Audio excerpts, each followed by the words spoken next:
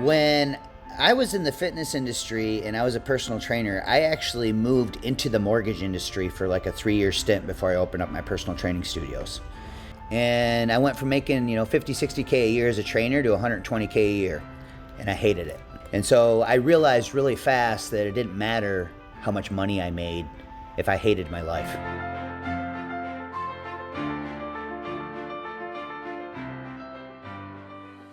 What is going on, everybody? Welcome back to another amazing, very exciting, jam-packed episode of the Superhuman Life. As always, guys, I am your host, Frank Rich, and before we jump in today, let me just remind you who we are and what we're all about here. This is the only podcast in the world that is dedicated to helping men break free from the shackles of porn addiction through the power of faith and fitness.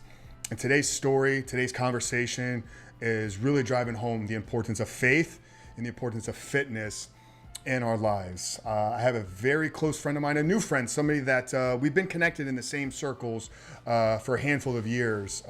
Just now getting to know each other a little bit, and I think it's the beginning of quite a remarkable relationship. But today I have with me the founder of Get Lean in 12 and the founder of Beyond 40, world-class marketer and copywriter Shaun Hadsall. A little over 20 years ago, Shaun found himself at a very dark place in life, and it was getting into fitness and going through fitness transformation. You guys have heard me talk a lot recently in these past few episodes about the importance of prioritizing our fitness and how fitness can be a tool to develop character traits, to develop discipline, to develop certain belief systems in and about yourself. And Shaun's story is really a shining example of that. So he got into this physical challenge, and it really catapulted his life and got him into fitness as a career. Opening gyms, studios, getting into personal training, later on losing it all, then finding a business partner, seeking out mentorship. One thing we talk a lot about here is as well. So today we're talking about the importance of seeking out mentors, finding the right people, the importance of your influences and the type of environments that you expose yourself to, the importance of having relentless faith and trusting in God's timing and trusting in God's plan. Such an incredibly powerful story. We also give you guys some insight and tactics. Shaun is somebody that is 50 years old and is still doing fitness modeling today. He stays within striking distance for abs. So we talk about how is he able to maintain his healthy lifestyle and have a semblance of balance. We don't believe that balance is really a thing that an entrepreneur, business owner can achieve. So we talk about his pursuit of what he defines as balance, and how his motivation these days is his kids and his grandkids and leaving a lasting legacy for all of them. So jam-packed story, guys, truly inspirational. Hope that it speaks to you, hope that it gives you insight into maybe something that you can change, or maybe give you that faith or that belief that you need to take that plunge and take that next step, whether it's launching a business, whether it's getting into a fitness challenge, whether it's hiring a coach, seeking out a mentorship. Really hope you guys enjoy today's conversation. So without further ado, let's get into the conversation with Shaun Hadsall of Beyond 40. Shaun, my brother, welcome to the Superhuman Life. What's up, man? Excited to be here. Dude, I'm so fired up for today's conversation.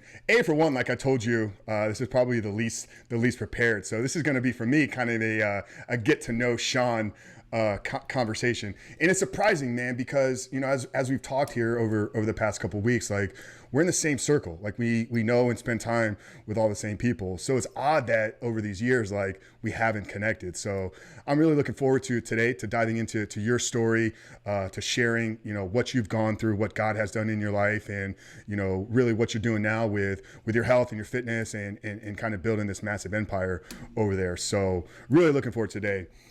I think where I want to start with you is let's go kind of back to the beginning of fitness. When did fitness kind of make its introduction into Shaun's life? Where was he, in his life? Where, what was he going through? And kind of how did fitness really, become a major part of you and the work that you're doing? Well, I think it starts with sports, just like it does for everybody else. A lot of the time, some people it doesn't, they find it later. But for me, I got out of high school and everybody was off to college and I wasn't. And my brother he was in front of me 4 years. He kind of spent the family money on the college thing. And so I just decided to do the blue collar thing and be an apprentice, and I just missed sports. So that got me into weight training in my early 20s. I was obviously young and immature, so back then the internet didn't exist. And so now, people who are raised in their 20s at that age. There's so much more opportunity if you understand how to leverage the internet. So for me, it was just, weekend warrior, party on the weekends, see my daughter when I could. I was a single dad and just hanging around a bad crowd. But at 28 years old, I came across a magazine rack in a supermarket, across a Muscle Media magazine with the Body for Life contest in it from Bill Phillips. And Bill Phillips founded EAS. He sold it several years ago. And I was reading stories about these transformations that these people had done in the 1997 contest, which was the first contest. And it was a massive contest. It got a ton of attention in the fitness world. And so I was plugged into Flex Magazine and Muscle and Fitness because there was no internet. But I read the stories about this father who was struggling with being a parent and a father, and how he went through this journey transforming his body, and how it changed him as a dad and a husband, and how it blossomed his career. And it resonated with me. And so I entered the 1998 Body for Life Challenge, which back then was called the EAS Physique Transformation Contest. They changed the name to Body for Life and branded that the next year, 1999. And so I entered that contest, and out of 23,000 finishers, I was fortunate enough to be second place finisher. And so that was my catalyst into the industry. So it was the first time I had six-pack abs. It was the first time I had really cleaned up my diet and put together a structured program. And I think all of that is really just a bonus side effect of the healthy lifestyle, because really what happened was the life changes to me. I was going through a joint legal custody battle of my 6-year-old daughter at the time. And her mom and their family were keeping her from me and wouldn't let me be a dad. And there was a lot of dysfunctional stuff going on there. And I looked at fitness as an anchor to get through that.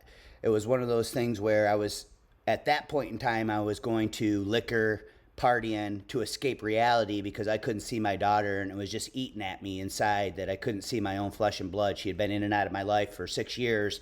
They kept giving her to me and then taking her away, and giving her to me and taking away. So there's emotional roller coasters. And so what happened was this dynamic life change over 90 days. I got the second place, was just, okay, awesome.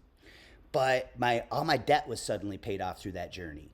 Then I had mended all these broken relationships. And then at the end of that 90 days, I had joint legal custody rights of my daughter. I had hired an attorney, took her to court, and finally got what I had been working on for almost 3 years.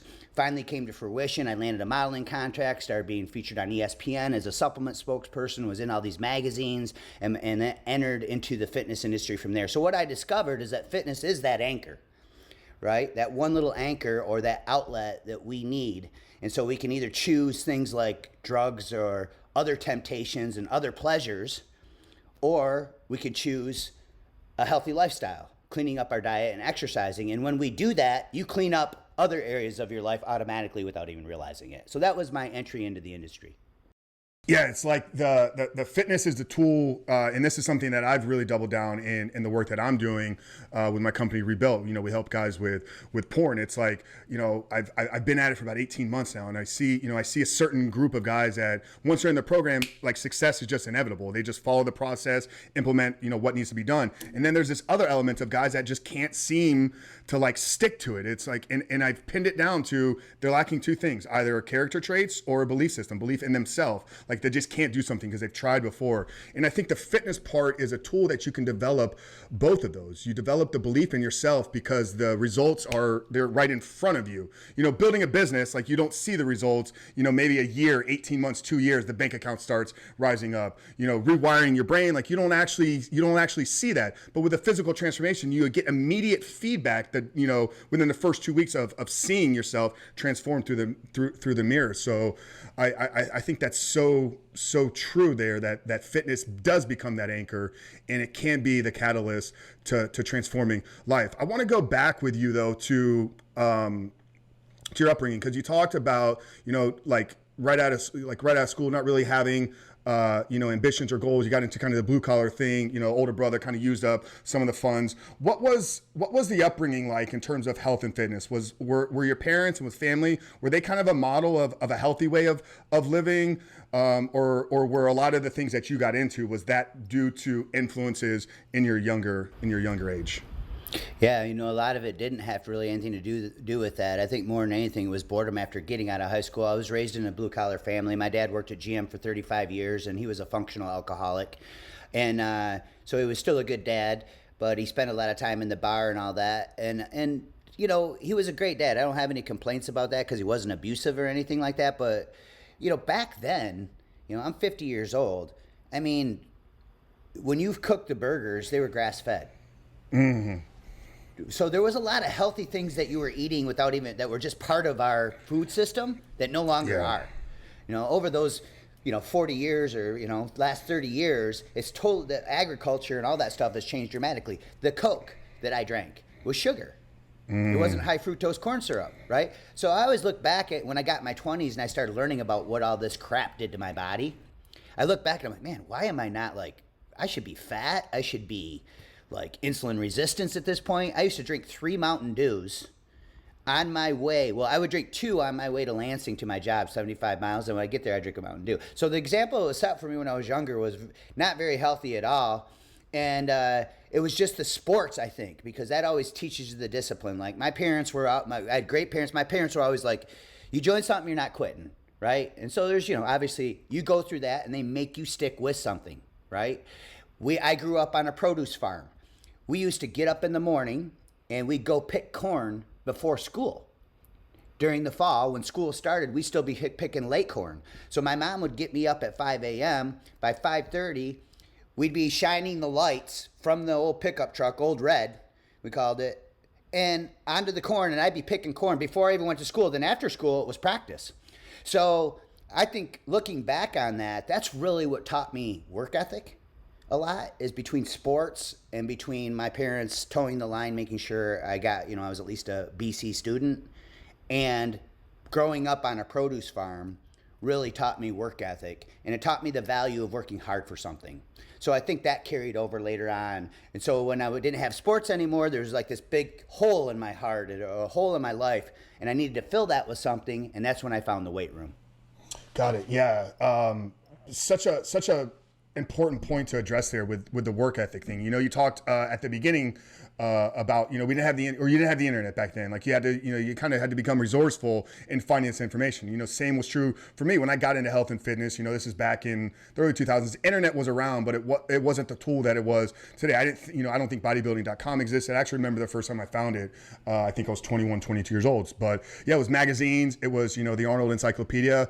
But kids today, young men today, we have a large audience that's, in their mid 20s. They don't understand what it takes to go find the information. Everything is accessible with the fingertips, but they also struggle with the work ethic because we're not living in a time where you have to get up at 5 a.m. Everything is available at a click of a button. Something we talked a lot about here. You're hungry, you push a button, food shows up at the door. You want your lights to come on, you clap. Or we had one guest that literally just told his lights to come on.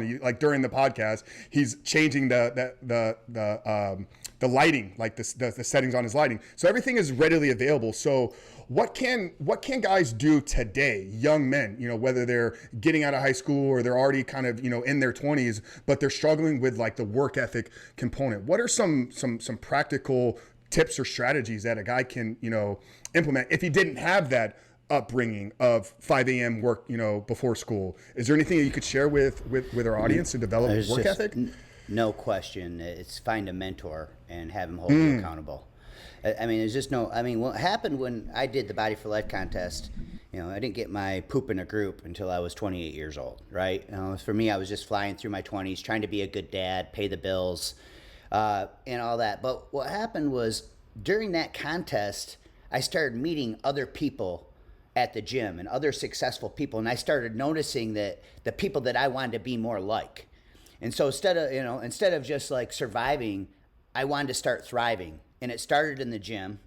And I think that when I look back on what happened with that contest, with all those changes that happened, who I was hanging out with before that contest and who I was hanging out with after that contest was 2 completely different groups of people. And before that contest, I'd find myself under, right, loser, okay? After that contest, I would definitely file myself under more of a winner, surrounding myself with the right people. So that is the key. Jim Rohn, the late great, said it best, right? You become the sum of the 5 people that you hang around with the most. So if you're surrounded by somebody toxic, you're going to end up being toxic whether you want to or not. It's going to rub off on you. And it's the same thing with every area of your life. If you want to be better in any specific area, I always file it under the 5 F's. You got faith, family, fitnesses, finance, and future. Right? So I always look at those 5 pillars of my life, the 5 F's. And I think, look, okay, what do I want to be in this area of my life? Well, I need to find somebody that is like I want to be. They're above me and better than me, right? And it's intimidating at times, especially when you first do this. But when you understand that those type of people, they want to lift people under them up, right? Because they've gotten to where they're at by somebody else lifting them up. So that's my number one piece of advice for anybody who's young and wants to take their game to the next level, increase their work ethic, is find a mentor, have somebody mentor you, and then have them hold you accountable to a plan that you put in place, no matter what area of those 5 F's it is. Yeah, I love that. And real quick, I have 5 F's that I teach and talk about, and they're almost identical to yours. The only difference is instead of future, I talk about freedom.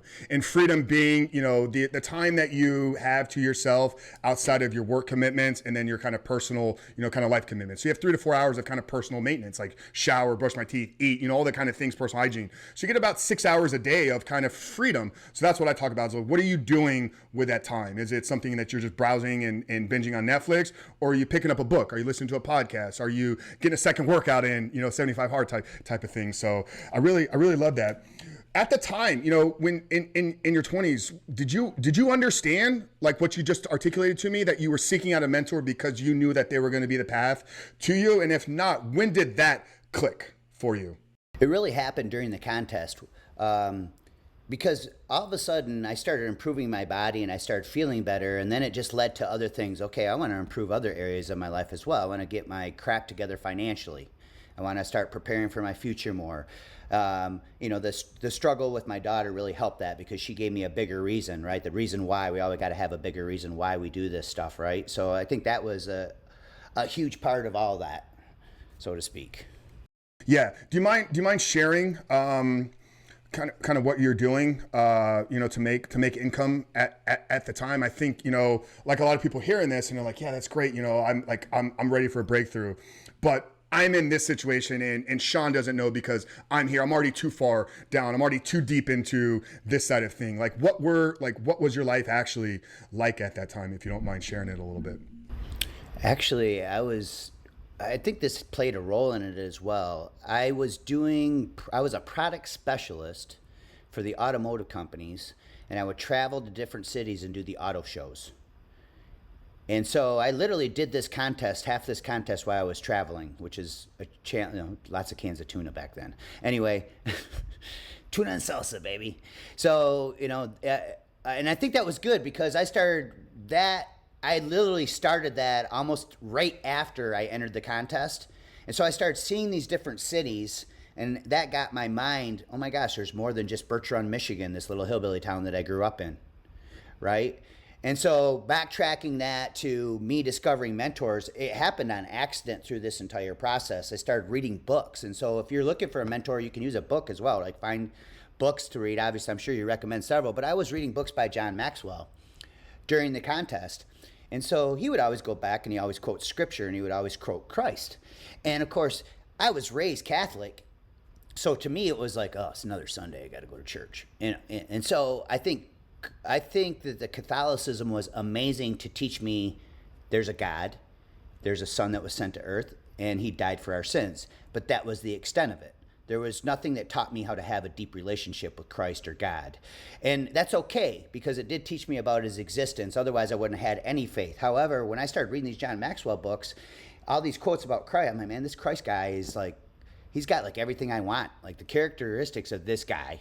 So then I started going right to the Bible and started attending a non-denominational church. And of course, all these little steps that I'm talking about brought other people into my life that could mentor me along the way, because I was in different environments now, right? And I think that's the key too. We're not the product of who we are or what we think or what we want. We are the product of the environment we spend the most time in.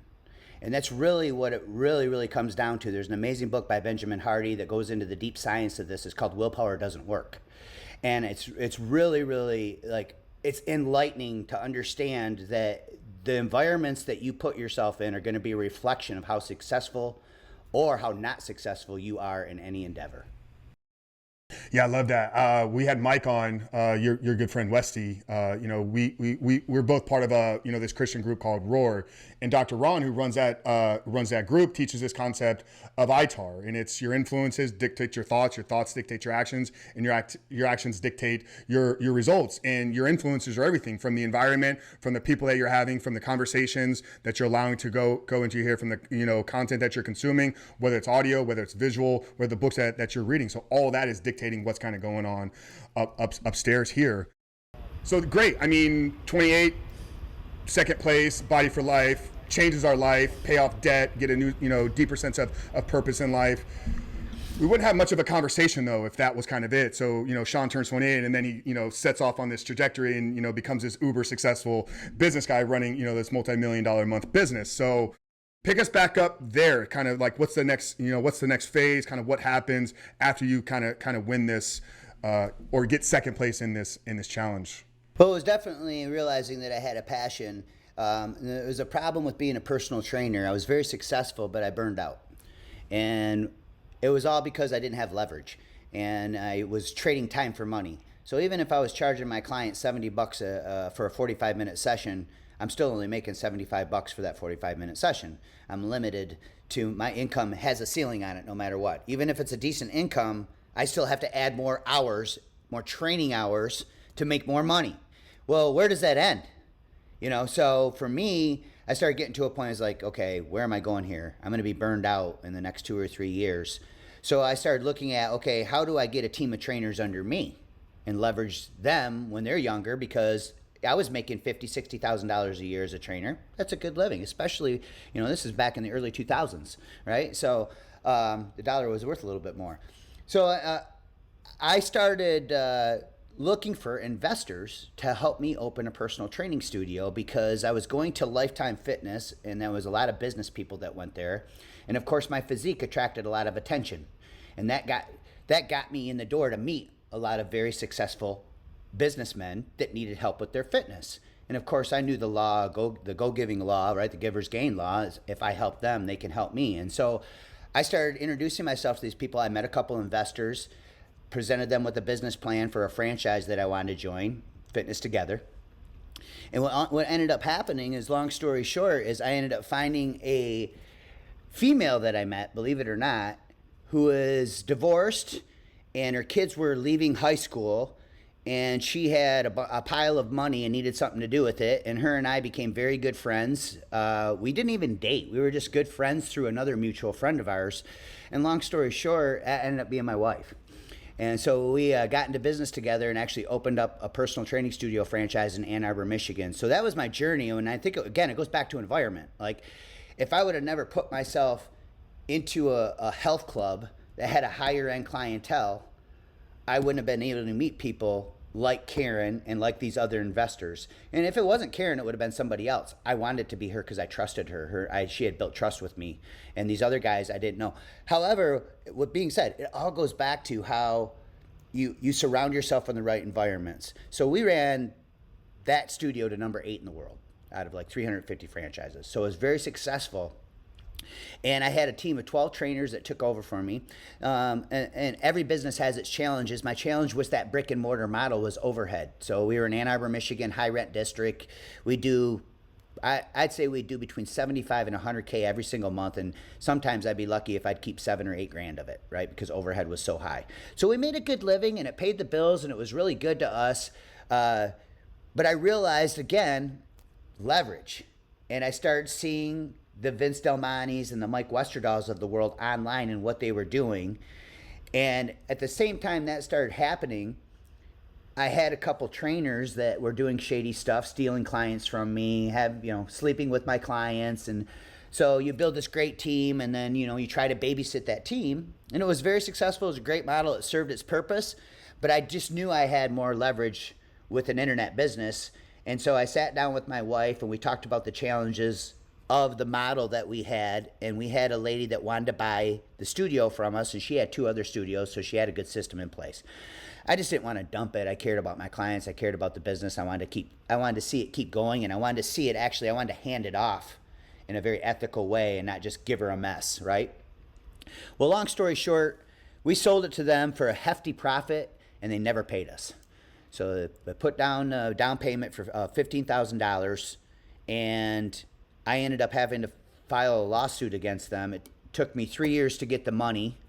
The studio went under, and we ended up living off my wife's inheritance for like 2 years, and why I was building the internet business.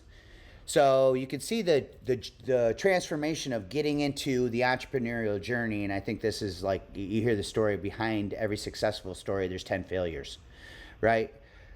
So again, there is no failures, there's just learning lessons and stepping stones, right? And so to me, it's the evolution of my life and the way that it worked.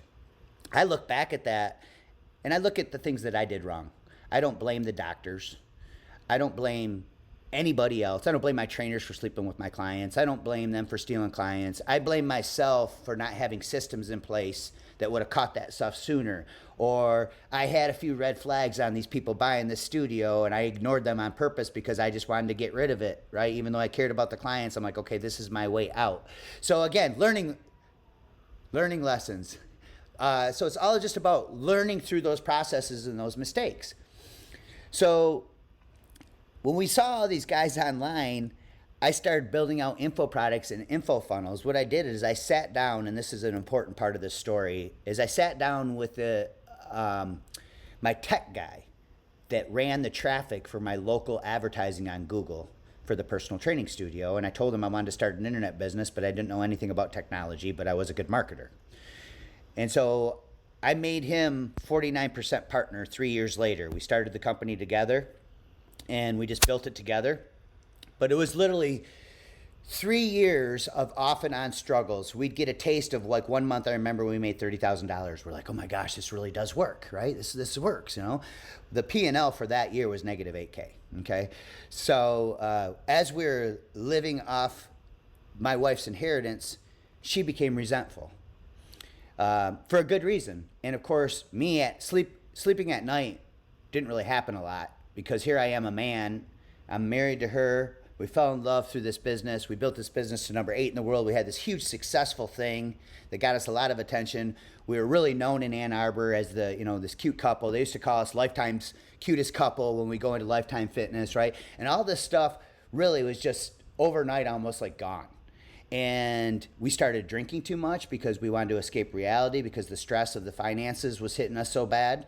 And it got to a point where it was so bad, we separated, filed for divorce, and I was 39 years old, had just turned 40 years old after 10 years of running a halfway successful fitness business. I found myself living in my mom's basement, and I was sleeping sometimes in my business partner's office, and I downsized my Hummer to a little Chevy Cavalier, and was literally my whole dresser and everything that I owned was at my mom's and in the trunk of that car at 40 years old. Now, with that being said, if we go backwards and you think about my story with my faith in God, I think through that 3-year journey, I probably would have quit 2 years before that if it wasn't for my faith. It was like God always gave me this sign to keep going, because my mom she'd have conversations with me, and my dad would be like, oh, son, I want to see you pursue your dreams, and I think it's great that you're doing this, but you got to pay your bills. Like, you can't be living off of Karen, And I tried to limit what I shared with them, but they knew. And then it got to a point where even my brother was like, bro, you got to get a real job. You can't quit chasing this pipe dream. And then every time that would happen, I would pray, and I would get with God, or I'd go to church, and it'd be a message that, dude, you're at the 5-yard line. You're almost going to score a touchdown. And so when I had lost everything, we foreclosed on our house. Literally, we're in the middle of a divorce, and I met Joel Marion at an event. And so it goes back to mentors, right? The whole time that I went from this transition to my personal training studio to losing it and building this online business, I'm looking back and I'm like, who is my mentor? It was a period of time in my life where I didn't have one. And I paid the price for that. I think if I would have had a mentor and I would have sought out a mentor during that time, it might not have been as painful for that 3 years. And so after I went to an event in San Diego, I literally saw Joel Marion in the middle of the room, and Joel was one of the biggest internet marketers in the industry, and I knew I wanted to meet him because, again, I knew it was about who you know, not what you know. I jumped over like 10 tables to get to Joel. He was in the middle of the room, and he looked at me like I was some psycho. And so when I met Joel, everything took off because he introduced me into the entire internet marketing world, the syndicate that we have together now that we all do business. And I think there's a huge lesson in here that those 3 years, Frank, I viewed them guys as competition. Okay? Well, we're living in a world where they weren't. I just didn't know it because I didn't have a mentor to tell me they weren't. They were really my business partners. But I viewed them as competition. And I think we're living in a world in the internet where collaboration, not competition, is the most powerful thing that somebody who's younger and who has a mentor or seeking a mentor can embrace, is how to collaborate with other people in your industry or for what you're doing and to help each other like we're doing right now. I'll take this podcast, I'll share your podcast with my audience. You'll share my Beyond 40 business with your audience. That's a collaboration. It's a win-win situation. And once I met Joel, all these win-wins started lining up and the company literally went vertical on the map. And I'm making a very long story short, by the way. But what changed it all was one day my wife went to church and she watched a service called The Helper. And she still has the handout to this day in her nightstand. This was 2010, maybe beginning of 2011. And she called me crying and she said, I realized that the inheritance was all part of God's plan. I'm like, what? Like, where's this coming from? Like, she turned on a dime because of this service that she went to. And when she handed me the handout and I read through it, I understood why it resonated with her. And she had realized that this was our part of God's plan. See, she was resentful that this money her parents left her, we were burning through it. And she had every reason to be resentful. But what she didn't see at that point in time is God's plan. And it always looked back and at these adversities, right? And we don't realize, and until it's hindsight, that it was all God's plan, laying out the dominoes to be lined up and knocked down the right way. And so that's really the journey of how it got started. So we basically launched our company off of a platform called macro patterning or carb cycling. We sold digital ebooks, and then since then we've evolved into a supplement company that just sells online supplements. Yeah, there's so much that we can unpack there. The Joel Marion part, a large part of our audience knows who Joel. They're familiar with his podcast. We've had Dan on, highlighting the work that they're doing. What a lot of people probably don't know is Joel is one of, if not the greatest internet marketer in the world. I mean, he was setting records, and I know that's kind of how he claimed to fame with the ClickBank and 7-figure launches and whatnot. I want to ask you about time frame, like changing your time perspective, because you talked about it. You would have given up 1 year into the 3 years, and then you got that message like you're only at the five yard line. There's a lot of people that are either new into business or they're thinking about taking a leap into entrepreneurship, and they're like, this has to work in 90 days or it's the end of the road for me. And that's never the case. Like, entrepreneurship it's the long game, and something that's really helped me over the last probably 18 months to 2 years is looking at things in 5 to 10 year windows, realizing like the work that I'm doing today, this podcast, like this is a slow play. We're 2.5 years into this, and we haven't really hit some of the metrics that I wanted to at the beginning, but I understand it's consistent over time. Same thing with our coaching business. Like 12 months into it, we've had some massive success, 6 figures in the first year. But I understand to really get the impact that I want to have, it's going to be 5, 7, 10 year play, and that's really helped me as an entrepreneur. How were you able to change your time perspective to look at the bigger time period, or what advice do you have to maybe young up and coming entrepreneurs about understanding like the long game, the long play with things? It's it's interesting. You got to plant the seeds every day, and I think that's the key. Is every time that you plant a seed and you continue to water it, all of a sudden it'll happen, and it'll be like 4 years later, and you're like, man, I never knew that would end up being that. Right? Like, you look back and you're like, wow, I did plant that seed and I did water it a little bit, and I just figured that plant died off and never produced any fruit. And I think one of the best examples on the time perspective is my wife's cancer journey. My wife got colorectal cancer in 2007. She was diagnosed at stage 1, so we were able to catch it in time to save her. zapped her into early menopause, and it really taught me a lot about females. And what ended up happening is we thought it was the end of the world and thought she was going to die. 10 years later, we had made millions of dollars off that story. So you're talking about time and how to, but I would have never known when she was in the middle of that cancer journey. I thought she was going to die, and I thought it was the end of the world. 5, 6, 7 years later, I would have never known that story was actually going to provide for my family all those years later, right? And then just going back to those seeds, just planting those seeds every single day and adding value to other people's lives. People are busy now, so I think you have to do some research if you want to build a relationship with somebody and find out what they're all about, find out what their core desires are. To get somebody's attention is very important. And I think if you have a mentor and you start planting seeds with other relationships and that mentor at the same exact time, and you just look at every day as an opportunity to plant seeds in whatever industry that you're in and water those seeds over time, you're going to grow the fruit. You just have to have the patience to understand that God has a plan and it's going to unfold his way, not yours. Yeah, no, I love that. And connecting with mentors nowadays is I mean, it's so much easier than it was back then. Like, you don't have to go to an event to meet Joel Marion. You could connect with Joel Marion on Instagram. I get asked all the time, like some of the guests we've had here, like, Frank, how did you land so-and-so? Send him a message on Instagram and he replied.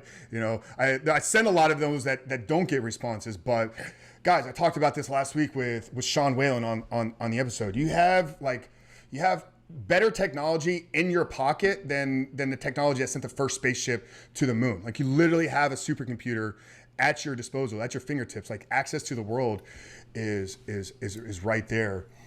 Shaun, what kept you? I know your faith, but I mean, is there anything else, like in those moments, like returning back home? Like, this is something I haven't shared a lot about in my struggle, but I had a moderately successful, nowhere near the numbers that you guys are doing, but we did about $500,000 a year, my previous business, before jumping into the fitness industry. That was about 2013 to 2018. Made some horrible decisions towards the end of that business, put me 6 figures in debt. And I was at a point, I was 35, 36, like having to borrow money from my mom to kind of cover some of my living expenses. So very similar, kind of like you had to swallow your pride and ego after having, all the possessions and cars and watches and money. What kept you, going at the time, or not deciding to, return back to corporate world? Was there anything outside of your faith that really kept you going at that time?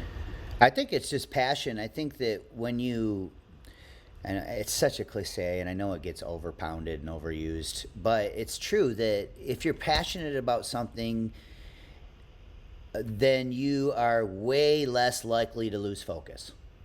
Okay? So when I was in the fitness industry and I was a personal trainer, I actually moved into the mortgage industry for like a 3-year stint before I opened up my personal training studios. And the reason I did that is for one reason. That's it. And I went from making, 50, 60K a year as a trainer to 120K a year. And I hated it. The only thing I liked was the paycheck I got at the end of every month. And so I realized really fast that it didn't matter how much money I made if I hated my life. And I was constantly stressed out. And so that's when I had realized you should have never left the fitness industry, dummy. Of course, these are all learning lessons, right? So I obviously went back to it. And so what can you focus on and build a business around that will maintain your total focus, that you'll never lose focus on? I think that that's super important, because there's going to be crap within that business that you don't want to do. We all have the crap that we got to deal with, right? But it's that passion that you have in the background for that business that you started, whether it's helping and serving others, whether it's watching their body change, or it's some other product or service that changes somebody else's life in a different way. It has to come back to having that passion for the product or service that you're delivering to the marketplace, because when the shit hits the fan, you want to be able to maintain your focus and not bail. And it's that passion that's going to keep you in the game. Do you think entrepreneurs are born or made? Everybody can have a passion for something, for serving, for helping, for creative, for art, for music. Does every person have the ability to take that passion and turn it into a profitable business? Or are there certain genetic predispositions, processing, intelligence to a certain extent. I know with you, like fitness it's obviously there's a genetic component for you. You don't land second out of 23 some odd thousands of people in a competition without having some genetic gifts on the physical side of things. But the business side, do you think entrepreneurs are born or made? I think both. I really do. And I mean, we can look at personality traits like Craig Ballantyne. Okay, Craig was he's super introvert. And Craig, he was a coach early on in my career that changed my life. But when I first met Craig, I thought he was a jerk. I mean, it was just like a total jerk. The way he was standoffish, he wouldn't answer my questions. They'd be one-word answers. He just made me feel like he did not want to be next to me, talking to me. And I didn't realize it at the time, but he's just an introvert. I was going to say, Craig is still that way today. He's actually come a long way. Yeah. And that's why I'm bringing him up, because now here he is he's an introvert. And let's be clear, how many successful entrepreneur introverts are there? I mean, there are some out there, but they usually have an extrovert by their side, a business partner, right? They could be a badass introvert businessman, but there's usually an extrovert there helping them drive it somewhere. And Craig was an introvert living in an extremely extroverted world. And over these last 10 years, he's changed himself into an extrovert. I was with him a couple weeks ago in San Diego at 100 Million Mastermind, and we sat together at dinner a couple times. Totally different person than he used to be. And it goes to show you that even if you're an introvert and you can change. You can change. So for me personally, I think it's both. I think they can be born. I think some people just are wired. I mean, you listen to stories like Elon Musk. This kid was like crushing chess when he was little, right? And they talk about how that played a role in how smart he is to this day. And he was just one of those guys that was born an entrepreneur, where other times people are made. Now, me personally, when you said that, I thought about myself for a second. Was I made or was I born? And I think it was both, because my dad, I remember on the side when I grew up, he would have a whiteboard in the basement with circles all around it with an MLM company. So he'd get home from GM from working all day and he'd be selling these energy pills. And of course, then I found myself when I was like 18 and 19, I'd get home from work and I'd go knock door to door selling long distance for Excel, a network marketing company. And I was always hustling and doing something on the side. And so I think I kind of had the bug in me. I just never realized it. And looking back on it now, I'm like, I think I kind of did get that from my dad, and which is an awesome thing, because I can't really say a whole lot of great things my dad taught me. He was always an amazing dad. So I think both. And I think if you are an introvert and you want to be a successful entrepreneur, I think if you align yourself with the right mentors and you plant the right seeds and you put yourself in the right environments, either A, you'll become more extroverted and you'll adapt to your environment, right? Or you'll meet somebody who is, that can magnify your strengths for you, right? And so I think that that's the key. Again, it goes back to mentors, planting seeds, and being in the right environments.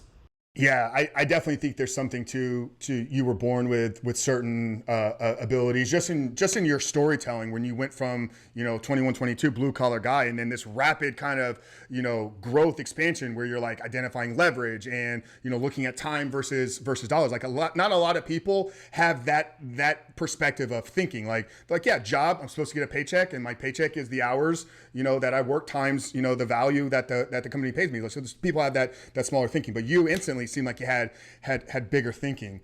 So how do you get people, if they're if they've identified, yeah, I'm an extrovert, I want to go the business route, how does somebody now find their passion? For you, it obviously came through the fitness and came through the Body for Life challenge. But what is a piece of advice or something practical that somebody's out there like, yeah, I love what Shaun is saying, I'm not really super into fitness, I don't see myself building a fitness business, but how do I find my passions? How can somebody find what lights them up on the inside?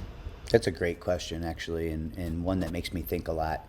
I really think that if you're doing something and you all of a sudden you blink and 4 hours has went by and you totally loved it, and it's just like, wow, where'd that 4 hours go? I think that's what you need to identify. Because there was something that you would not lose your focus on that thing for 4 hours. You enjoyed that time and it was gone like that, okay? And here's the thing. We live in a world now where back in the day where there was no internet, you couldn't turn that into a business necessarily. Now, you could teach people how to knit and make 30 grand a month, right? On YouTube. I mean, so I think that's one of the things because that's going to identify, something that you're passionate about. And whose pain do you feel? Right? Whose pain do you feel? I think that's super important. That could lead to your passion. That and then what I mentioned earlier is what can you do that you'll never get bored of learning about.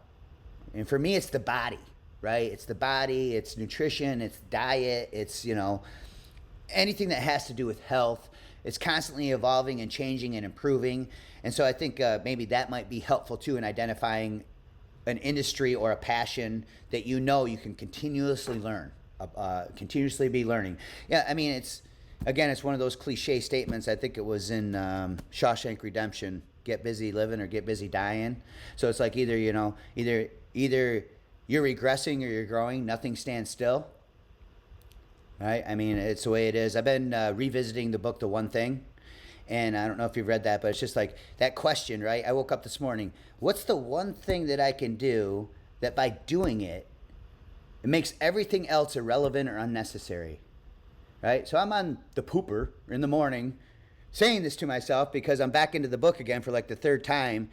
And all of a sudden, like I'm doing different things than I normally would do in my morning. So I immediately like kicked on my mind movie. I have a mind movie where I watch, it's basically the 5 F's into screens with the music in the background, and it's black screens with white wording and then pictures in between. So think of this as like a vision board that's been turned into a movie. Okay, so I immediately kicked that on because I was thinking, okay, I'm pooping. What can I do? What's the one thing I can do right now? By doing it, it'll make everything else unnecessary. Well, if I watch my mind movie, now I know I'm getting all the 5 F's of the seeds planting in my head for what I want to achieve. And I have to tell you how powerful that mind movie is because I made my first one in 2008 and I showed it to my stepsons. And 3 years later, every single slide came true, and they both came back to me. They were blown away because they're the ones who brought it up. Dude, I remember the mind movie, man. I remember the mind movie. So I've literally made like 4 mind movies since that time, and every one just evolves and evolves. But again, going back to what's the one thing that I can do, right, today or right now, that will make everything else either unnecessary or irrelevant. And I think that's super important. Yeah, I want to zero in on this mind movie. If you don't mind sharing, your formula, your process of how you develop, because it's something that jumped out when I heard you talk with Mike. And I don't have a full movie created. I have routines. I'm big on vision setting. It's a part of our program. We walk all our guys through creating the life without porn. But I think it's important visualization in all aspects of things. Something can't happen in reality until you visualize it happening in your mind first. Like that has to happen. Like you want to make $1 million, you have to visualize yourself making $1 million to believe that it can be true. So I'm curious, like, how did you, where did you find this, mind movie concept? Was it something a mentor passed down to you? And then what's your process for kind of creating? Is it a certain software website you go in and it creates it for you, or do you kind of build everything out yourself? There's actually a company. You guys, okay. Anybody can look them up. My movie, it's been sold, a couple times. I know the old owners. And I think that's what happened is I'd already had the vision board up in my office, and I had goal cards for my 5 F's, that I would read every day. And I stumbled across it online, and of course I went down a rabbit hole, and I bought like their $17 product. I think it was like the second ebook I had ever bought on the internet. And they had a software where they upsold you to the software to use to build the movie, but I just used iMovie. So you take PowerPoint slides, okay, and you type what your vision is on that slide, and then you follow it up with a picture that supports that, whatever you wrote, and then you export that PowerPoint as a GIF file. And then you slide those into your photos with the photos together, and you make a presentation in your photos, just make a photo album, and then you can go to iMovie and you can turn that into a movie with music background. And it's almost 5 minutes long. So it's, 5 minutes of your day to manifest your dreams. Now, gotta have a sidebar on this. Like, you watching the My Movie is not going to do it, right? The movie The Secret's the perfect example. It's kind of BS because, God doesn't move unless you do. And, you got to take action. So the mind movie should be the catalyst that gets you to take action that day towards those goals. And what happens is that subconsciously you'll do it, right? God can move the mountains, but not without your shovel. right? You got to bring your shovel. And so that would be my prerequisite to that is like just watching the Mind movie isn't going to make your dreams come true. And it still doesn't to me. I've been like this last Mind movie, man, I've been grinding on this one for like 3 years. So it's testing me. But every one gets bigger and bigger. Like the first one, I remember I had a slide that said I'll make 100K a month. Okay. And 3 years later, boom, that slide was gone. Okay. So when I made that slide, I'm like, there's no way in the world. How is it humanly possible that I could have a company or I could be making $100,000 every single month? Now, with that being said, that was just gross revenue for a company, right? You're backing out expenses and all that. But still, just the possibility of that even happening to me was unbelievable. But through mentors, I knew I had to set the bar way bigger than I even thought I could achieve, right? And so that's what I did, and that's what I continue to do. So I continue to evolve those. I can see myself being 75 years old and still watching my Mind movie. So the word retirement is just not in my vocabulary, and I think if you're doing something that you love and you have a mission to change the world, then you need to follow through that mission all the way to the end. And I think retirement actually is a derivative of some Chinese word for misery or something like that. I wouldn't doubt it. Right, definitely wouldn't doubt it, because it rings true to what you said earlier. Like if you're not growing, you're dying. Like I wanna be growing and learning and evolving and doing stuff literally till the day I'm taken off of this planet. Pray and hope it's another 60 plus years. Like I have this goal of living to 100, but I'm the same way. Like I want to be doing stuff up until the end. I love that. Guys out there, like in the rebuilt stuff, we're probably going to be implementing some of this Mind movie stuff into our program. So I really love that. Thank you for sharing it. And yeah, watch it while you're sitting on the toilet in the morning. Like everybody's got 5 minutes after wasting doing something. Get 5 minutes off of Instagram to feed yourself. And we've done enough episodes on understanding the brain and the subconscious mind and the power of perspective and the power of setting an intention. And this is just a tool that you guys now have in your back pocket to leverage some of these neurochemical systems that we like to talk about here. So I want to take a slight pivot here, Shaun, and talk about your own personal fitness, kind of how your own personal fitness has evolved over the years. I can't imagine, as a guy in his 50s who look amazing. I mean, if people are watching this, like Shaun looks like the guy that's in his mid 30s and Frank is in his late 40s. That's right. You're still doing modeling. You're still you're telling me you're always kind of within striking distance of getting ready for a photo shoot. So how's your own personal fitness evolved over the years? I hope you're not still eating the cans of tuna that you're doing back when you won the Body of Life challenge. So what's that look like for you now, and how do you able to maintain this rock hard physique at the age of 50? I think what I do is it's not irrelevant. I think that it's irrelevant, but I can share what I do. But I think what anybody has to do is what they can stick with. Like the best diet. People, what's the best diet to follow? Well, I want to say carb cycling because I love carb cycling, but it might not be the best diet for you. The best diet for you is one that you can adhere to for the long haul. Now, with that being said, I'm a guy, I don't like elimination diets. I don't like to eliminate entire food groups. So I eat all food groups. I do it strategically. I'm a carb cycling guy. I like to go lower carb during the week, and I like to carb load during the weekends when it's natural, right? We're going to do more. We're going to eat more. We're going to have more fun.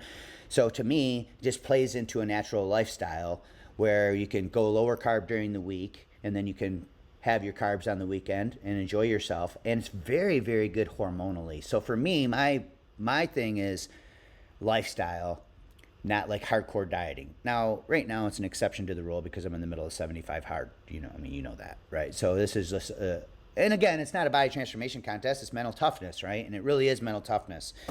With my knee blown out right now and trying to do 2 workouts a day, it's very challenging. But normally that wouldn't be the case. If this happened normally, literally, I'm all about efficiency. So I'm literally, my weight training workouts, 35, 45 minutes max, right? I'm a big advocate of high intensity exercise, whether it's weight training, short rest periods, and same with high intensity interval training or high intensity body weight exercises a couple times a week. I think, being efficient to me and the way that makes my brain feel. So my brain's going to feel a lot different if I go out on a football field and I do 10 sprints and I rest a minute in between those sprints. The endorphins in my brain are going to light up for the day, where if I go jog for an hour, that's not going to happen. I might get a little bit of a runner's high, but it's nothing like what's going to happen. So I think number one is, what is the first 3 letters of the word diet? Right? Die, right? So let's find a plan that I can adhere to for the long haul. Learn to be efficient. More is not necessarily better in any way whatsoever. And understanding too that it's okay to miss a workout. I think back in the day, it was like, oh no, I couldn't. I mean, now it's like, you know what? My grandkids unexpectedly showed up. I haven't seen them in almost a week. I'm going to skip the workout. And you're never going to be on your deathbed saying, man, I'm glad I worked out instead of hanging out with my grandkids. Man, I'm glad I worked that extra 5 hours instead of having dinner with my family. You're never going to say that. So I think if you are wired to be an entrepreneur and you're where we're at, where we've developed as entrepreneurs and we identify ourselves as entrepreneurs, we like to win. And a lot of times that can come across as very selfish. Now, with that being said, I think you need to be with a partner or a mate and have family members that can support that selfishness, because they have to understand that you're doing it to provide for them. But don't do it at the cost of jeopardizing the quality of your relationships. We can look at professional athletes and go down a rabbit hole there, right? Like, how many Christmases did Michael Jordan not be with his kids? Played basketball every Christmas, right? So, right, but back to the fitness thing. It's making it a lifestyle. And how can you design a plan that feeds every other area of your life in a positive way and doesn't take away from it, right? So when it starts taking away from family time, it starts taking away from your productivity and your business, then it becomes unhealthy. It should be feeding those areas. So that's a clear indication. You got to, I hesitate to use the word balance because I really don't think it exists. I think we're always striving towards it, but it's something that never really exists. So making it a lifestyle and making it so that it feeds every other area of your life, it doesn't take away from them. Yeah, I love that. And that was something right when we started talking, like balance kind of came and I'm like, is he talking about balance? And I was like, no, I know Shaun, he's definitely not talking about balance because I don't think it does exist. But do you think an entrepreneur or business owner can truly be successful? Yeah, you can make a lot of money. You can definitely, you can crush it hard, 6 month sprint, 9 month sprint, maybe even a year sprint with really, not taking care of your health. But do you really think an entrepreneur or business owner can reach their full potential without prioritizing their health or fitness in some way? I think they can, but I think they'll climb that ladder and regret what they look like. Do you think they'll only regret what they look like, or do you think that how they feel? I think they'll regret how their health ends up being, whether it's in the mirror. I know a lot of skinny people who smoke and drink all day. Mm-hmm. Right? So I think there's gonna be consequences in some area if you don't cater to your health in some form or fashion. There's no doubt, there's no way around it. It's gonna happen. Yeah. So what priority do you play in aesthetics now? And do you think it's something everybody needs to pay attention to? I know for you, it's a part of, your business. You're still doing modeling and stuff. So, aesthetics for you are important. As somebody that was a bodybuilder, and aesthetics will always be, I just, have this weird conditioning now where I'm always going to look at myself as a lesser version than what I know I'm capable of. That's a weird thing as every bodybuilder struggles with. But what role do aesthetics play? And is this something that everybody needs to pay attention to? I think it's a key factor that plays a role. There's no doubt, but I don't think you need to be obsessed with it. I will tell you that from between the ages of 40 and 50, I really learned to be okay with carrying around 15% body fat, right? I was so used to, like, when you're in your 30s, it's easier to maintain abs. I could still go out and party and drink on the weekends and have fun and have a social life and do all the things normal people do, and stay with my fitness plan and still maintain 10% body fat. Well, as you get into your 40s, that stuff goes away, man. It's just not as easy anymore. Your metabolic rate slows down, your hormones decline, and it's just not as easy as it used to be. And I think that aesthetics are important, but you shouldn't be obsessed with them. And I'm to the point now where I'm at 50 years old. It's like if you literally said, okay, Shaun, you can have abs, or every weekend you can enjoy yourself, I'm going to enjoy myself every weekend, because those are the memories and experiences that you never get back. What's motivating you to still keep going? You talked briefly, you mentioned it, you and I have discussed, like, you're in the 75 hard challenge. I know you blew your knee out last week. A lot of people would look at that as a reason to, cash it in. Hey, it's just a challenge. Like, there's no real money on the line. Nobody's going to know if I don't do this, but you decided, like, I'm going to follow through. Same thing with, with your workouts, like prioritizing your health. You're running, very successful, multi-million-dollar business. You have grandkids and kids and family and friends and life, and you can travel the world and do anything you possibly want. So what's motivating you, to still chase fitness, but also still chase business? Because I'm assuming, like, you could probably dial back some of the work to today and not have to grind as hard. So what's still that motivating driver for you, Shaun? My grandkids. I mean, my grandkids it's just something about them being born that I changed on a dime, and it was like all of a sudden, I went from this mindset of, all right, when can I, like, make the choice to retire? Not that I would ever retire, but when can I make that choice and be in a spot in the next 10 years by the time I'm 60, right? Now I'm like, with the grandkids being born we have 10 grandkids under 6 years old now. It's insane. It's like bam, bam, bam, bam. But with the grandkids being born, I'm like, oh man, like, I got to leave a legacy now. Like, I just have this drive to leave a legacy and a nest egg for them in an accountable way, right? I want to be able to leave them a pile. Like, my dream is to build a business that I can hand to them and let them run, right? Because then they have to run it, right? I'm not just handing them a pile of money. But they're definitely my driving force, and I think this goes all the way back to my daughter, who's now 29 years old, and if it wasn't for her, I would have never did Body for Life. And so her being born really was the change. And when they kept her from me completely for the first 3 years of her life, that was probably, gosh, man, if I look back on everything I've ever been through in my life, that was probably the hardest 3 years ever because, when you have a kid that you can't see, in those first 3 years, you know how much they develop, man. So when my grandkids were born, I'm like, I'm not going to miss it. Like, I'm not going to miss a minute with these grandkids when they're around, like, because I lost that first 3 years with my daughter. And so now they just become my driving force. And I think we all need that big reason why. You asked, like, what keeps me going. My faith in God does as well. I mean, let's face it, we're living in a fallen and broken world right now.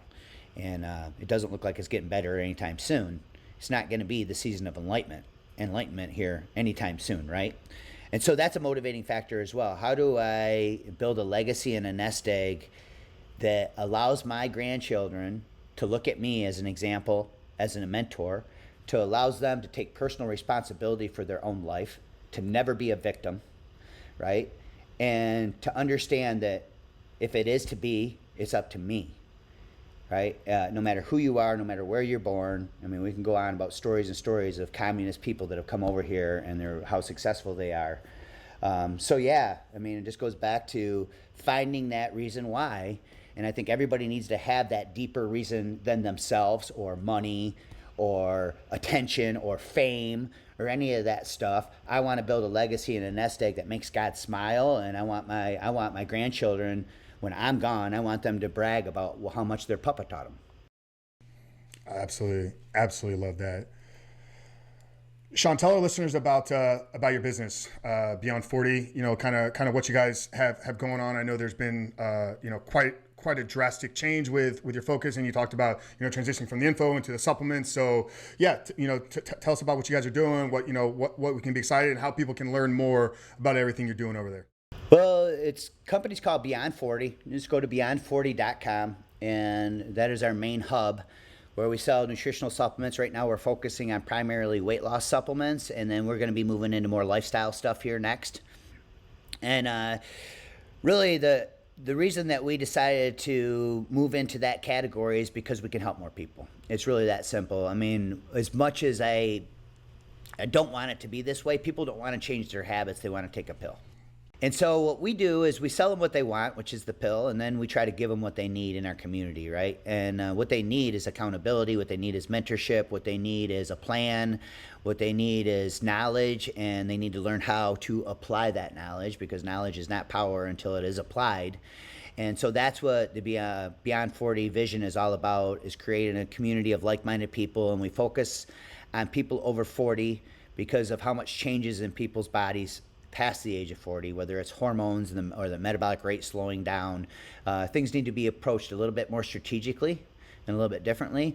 And then Beyond 40, our YouTube channel too, we're going to start getting some traction there. We're going to start doing more stuff on social. But right now, Beyond40.com is just the main hub. So we're selling weight loss supplements, and then we're eventually going to be moving into more protein powders, collagen, fish oil, all that different stuff that people sell. And of course, these will all be formulated and designed for the over 40 metabolism. Awesome. Yeah, we'll get all that plugged down. We'll tag the YouTube. And if people want to connect with you personally, is there any way? Are you on any of the social platforms or sharing anything, or do you kind of stay behind the scenes in a lot of the work? No, if you look at really the best place to stay plugged into me right now is our fan page.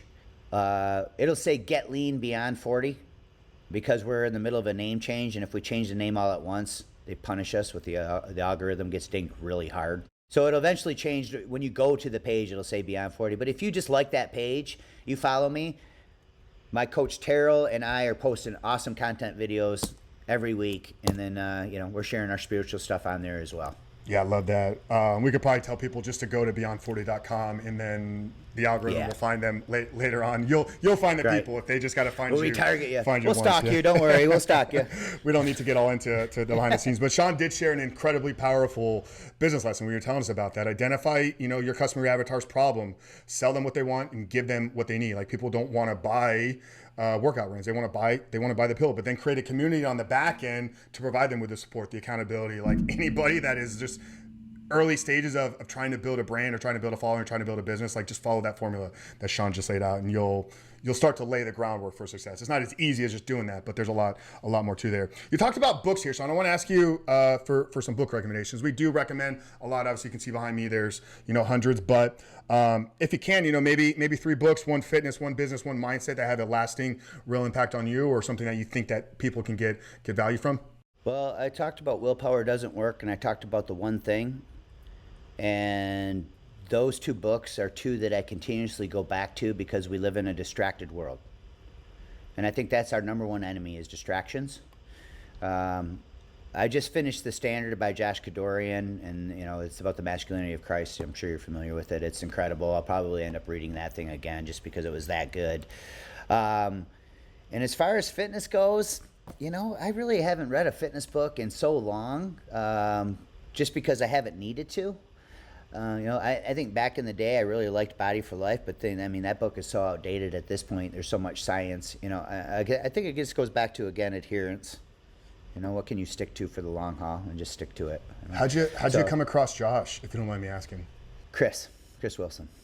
Yeah, he was sharing the book with Joel, and then I caught the cover of it, and I'm like, that's interesting. And then I started flipping through it. I'm like, oh yeah, I want this book. Anything that, as a man, to me, I think the masculine lessons of Christ have been lost over the years, and this book talks about that, how in the 1800s, man went from farm to factory, women and children went to church, the message got watered down.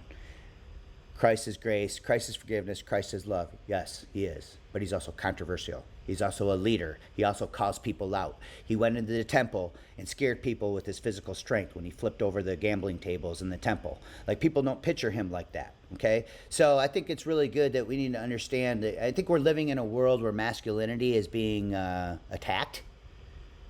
And I think that as men of Christ and as men, whether you're a believer or you're not, we need to stand up for how we can maximize our potential in life. And maximizing our potential in life is being a man. Yeah, we talked a lot about mentors here today, and I don't think this podcast would exist if it wasn't for Josh.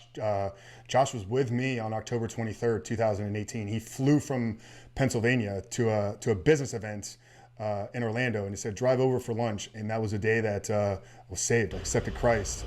Josh Kadorian? Josh Kadorian, awesome. yeah. He's one of my best friends. I met him in Vince's mastermind in Toronto of July in 2017. And a year and a half later, we were sitting at a steakhouse on Church Street, and he was sharing the gospel with me. And we had Josh on here when the book launched, really unpacked what he's doing. Huge fan. He's had a massive influence on me. And yeah, all those guys, Chris, Mike, Joel, they played a massive role in me as well as examples of what real Christian men are. So when I came into Christianity, it's like I knew what I wanted. Like, I knew who I was supposed to be. I knew who I was supposed to model. None of this weak Christianity stuff. Like, that was kind of a weird concept for me. Like, what do you mean weak Christianity? Like, all the Christian men I know are amazing. Like, they're crushing life. They're building businesses. They're serving their community. They're strong, powerful men. Like, that was the model of Christianity to me. So I had to relearn the other one, kind of the model of what is being taught in society today. So I'm very passionate about all that, all that strong stuff there. So,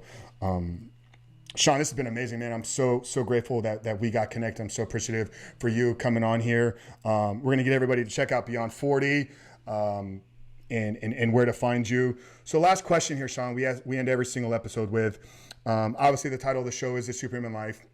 You know, we've gotten here through kind of a product of my own story, my own transformation. But when I talk about living a superhuman life, for me, it's a belief system. It's a way that I try to show up and operate in this world. And it's the belief that we were put on this earth for a purpose. Every single one of us has a divine calling on our life. But just like you said, that's not enough. Like, we need to do our part as well. And that's where the second part of living a superhuman life, like us taking control and really building the vessel through fitness and then maximizing our potential. So that's what I talk about when I try to describe living a superhuman life. But I love to get the guest take. So, Mr. Hadsall, as we bring it home here today, how would you define living a superhuman life? I would define living a superhuman life as taking every day and treating it like it really counts, like it's your last day. Every day counts. Being 50 years old, I think Andy Rooney said this, so I'll use him to quote it, but life is like a roll of toilet paper. The closer you get to the end, the faster it goes. And at 50, this last decade, it was like, God, I can't believe 10 years is gone. And every decade gets faster and faster and faster. So I think the superhuman life really is understanding that every day does count. And what I do on every single day is I have a win list. And I give myself a score on this win list of about 7, 8 different things, okay? Like Mind Movie is one of them. Did I watch my Mind Movie? Check, right? Then I have a discipline score and I have a productivity score on a scale of 1 to 10 at the end of every day. And I give myself a score on what I did on that checklist. So if a couple of them are missing and based on how productive I was, be completely honest with yourself. Obviously, don't fool yourself. I think during 75 hard, I gave myself a couple 9s. But that was the first time I ever gave myself 9s on that list. So every day counts. If you want to live a superhuman life, you got to figure out a way how to measure that day. Because what you measure matters, right? So if you're giving yourself a score every day and I got 2 6s, well, I didn't even come close to maximizing my potential. But guess what? Because I'm looking at those 2 6s staring at me and pissing me off, tomorrow I'm going to crush. Because I'm looking at those 2 6s. I'm not going to turn around tomorrow and not even think about those 2 6s and go have 2 more 6s. So, every day counts and measure what matters. Yeah, and focus on what's right in front of you, which is this only day. And the important part you said there, like, as you're measuring and as you're tracking, like, tell the truth, like, don't lie, because if you're lying. If you guys need a kick in the ass on lying, go back and listen to episode would have been 92 with Sean Whalen, where we just yelled at you for an hour to stop lying to yourself. But brother, this has been absolutely amazing. Guys, we appreciate you so much. Hope today's episode spoke to you. Hope it was a source of light, a source of inspiration, a source of motivation. Whether you're thinking about launching the business, whether you're thinking about changing your life through fitness, whether you're at a dark point in your life and you're just uncertain of, is it time to give up? Is it time to push the chips in, or should I keep going, trusting faith and trusting in God's plan? So we appreciate you guys so much. If you found value in this episode, make sure to leave that 5-star rating and written review. But more importantly, if there's somebody in your life that needs to hear this, help us spread this message. Help us get this podcast out to as many people as possible by sharing this with somebody that can impact their lives. But for Shaun Hadsall, Frank Rich, guys, we love you, and we'll see you next week. See you guys.